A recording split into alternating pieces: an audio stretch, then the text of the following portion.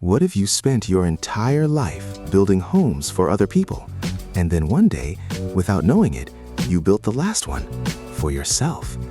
That is exactly what happened to one old carpenter. His name was Walter, 62 years old, thick hands, a back that ached every morning, and sawdust permanently embedded in the lines of his face. Walter had been a carpenter since he was 16. He learned from his father, who learned from his father before him. Building was not his job, it was his identity. Over the decades, Walter built over 200 homes, each one crafted with patience, precision, and a kind of quiet love that most people never even noticed. He fit the joints tight. He sanded every surface smooth. He checked the level twice, sometimes 3 times. He believed a house was a promise you made to a family. But as the years wore on, something shifted. Walter grew tired. His knees throbbed on cold mornings. His vision required glasses he was too proud to wear on the job site. He had been thinking about retirement. His wife, Ellen, had been gently nudging him toward it for 2 years. "Walter, you've earned your rest," she would say. And Walter would smile, nod, and then show up at the job site at 6 the next morning, thermos in hand, boots already laced. He could not stop. Stopping felt like disappearing. The work was the only language he truly knew how to speak. Then one autumn, his company foreman called him into the office. "Walter, we have one final project for you. A modest house, nothing complicated. We want you to lead it alone." Walter raised an eyebrow. Leading a build alone was unusual, but he nodded, took the blueprints, and drove out to look at the land. It was a gentle plot just outside of town.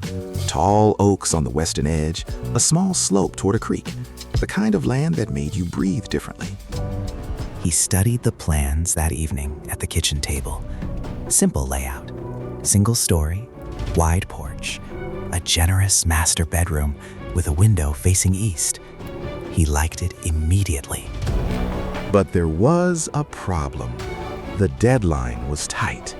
The foreman had given him just 8 weeks, half the time a house like this normally required. Walter pushed the concern aside. He had worked under pressure before. He told himself he would manage. He always managed. He started the next Monday, alone at first, with just a younger assistant named Diego, who came 3 days a week to help with framing. But Walter was distracted, tired in a deeper way than usual.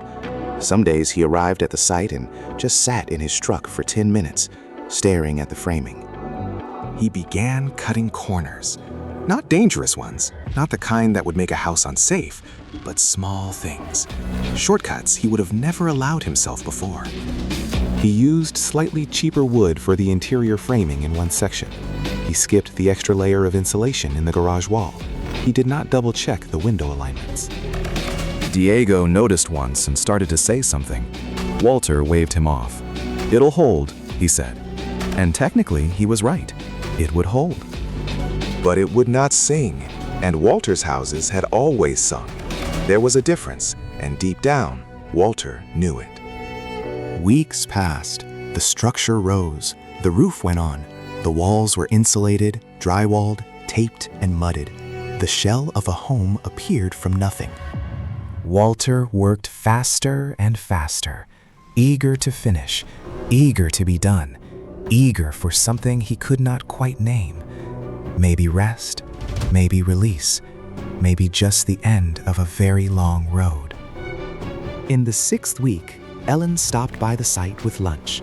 She walked through the framed rooms slowly, running her hand along the walls, pausing at the east-facing window. "It's lovely, Walter," she said softly. There was something in her voice, a weight. He didn't ask about it. He handed her a sandwich wrapper to throw away and kept working. The house was completed on a Thursday in late November. Walter did his final walkthrough alone. He moved room to room in the empty, echoing space. He stopped in the main bedroom.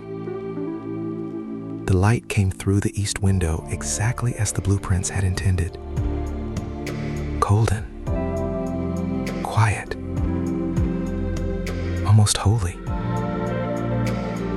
For the first time in months, Walter felt something crack open in his chest. Not grief, not yet.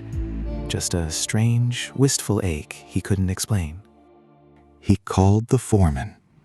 It's done. The foreman said he would pass the keys along to the new owners and thanked Walter for his service. His service. Walter hung up and stood in the driveway for a long moment. Something about those words felt final in a way he hadn't expected. That weekend, Ellen asked him to come for a drive. She wouldn't say where. He climbed into the passenger seat, a thing he almost never did, and watched the town slide past the window. She turned down the road toward the new house. Walter frowned. "Why are we going here?" She parked in the driveway, stepped out, and held up a key. "It's ours, Walter." Her voice was steady, but her eyes were full. "The company, your crew, your children, we bought it for you. For us. For your retirement." Walter did not move. He sat very still in the passenger seat, staring at the house he had built, the house he had rushed, the house he had filled with small compromises.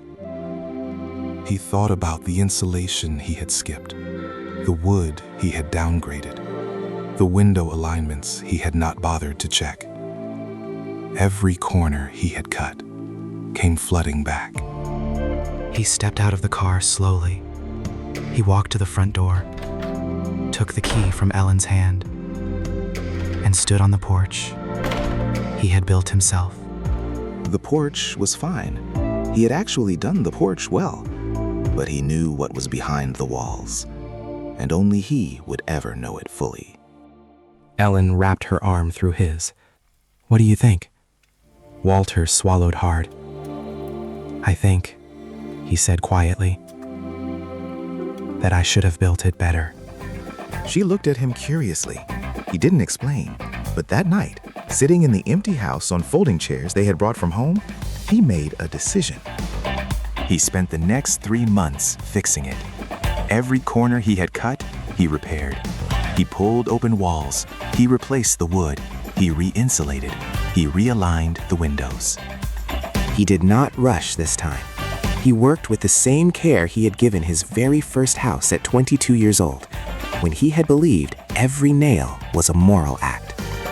Diego came to help on weekends, puzzled but loyal. "Why fix what already works?" he asked one Saturday. Walter handed him a level and smiled. "Because I'm going to live here," Walter said, "and I have to be able to look at these walls every day and know who built them." Diego was quiet for a moment. Then he nodded and got back to work. Some lessons land without needing a second sentence. By spring, the house was done again, truly done. Walter walked through it one final time, alone, in the early morning light. The joints were tight, the surfaces were smooth, the windows were level, and the east light fell across the bedroom floor in a long, perfect stripe of gold. Walter sat down on the floor of that room, back against the wall, and felt, for the first time in years, completely at peace. He had spent a lifetime building for others. Somewhere along the way, he had started believing that his own life deserved less care than theirs. That was the real corner he had been cutting. The house taught him what decades of work had not. You cannot pour excellence into everything around you and leave yourself with the scraps. You are also someone worth building well. Walter lived in that house for 11 years. Neighbors said it was the most solid, most beautiful, modest home they had ever seen. They had no idea it had been built twice. And every morning when the eastern light came through that bedroom window and fell across the floor, Walter would look at it and quietly say, "That's the one I built for me." The carpenter's greatest lesson was not about wood or nails or levels. It was about this: the standard you set for others should never be higher than the standard you set for yourself. Whatever house you are building right now, your career, your habits, your relationships, your inner life, do not rush it. Do not cut the corners no one else can see. You will live inside it. If this story stayed with you, subscribe so we can keep building something meaningful together. And a like helps others find their way here. Take good care of the house you're building. God bless you.